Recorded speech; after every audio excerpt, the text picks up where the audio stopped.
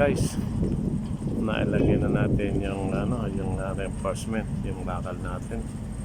So ngayon nagagayak na yung mga tao natin guys ng piniprepare nila para mag-shatter. So yung mga embedded items, ilalagay na lang ang mga pipe, yung mga conduit pipe na dadaanan ng cable wire.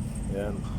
Ayun sa dulo yung steel reinforcement, yung ating steel fixer, sila yung naglalagay ng additional bar doon sa dulo.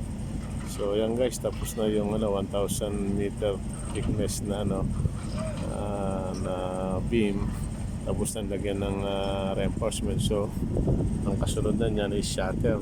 Pero 20 meters lang yung pinakamahaba na mabubuwasan natin guys, kasi pag masyadong mahaba matagal lagyan ng shatter. Medyo yan, kaya 20 meters lang ginagawa natin guys.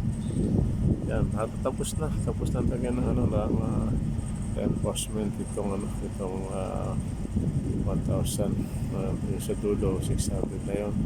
Pero yun, yung dulo na yun, yung nasa dulo walang tie rod. Hanggang dito lang sa 1,000 yung may tie rod guys.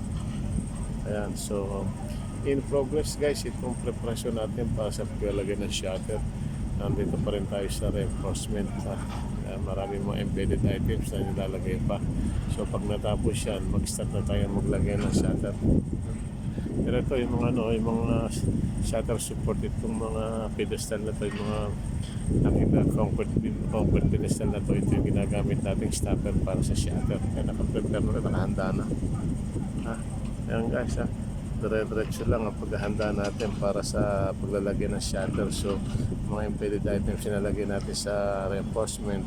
Itong kalukano ng conduit pipe na malaki, yung conduit na maliit, para pagka nabuhusan isasaksak na lang natin yung mga electrical cable na lulusutan.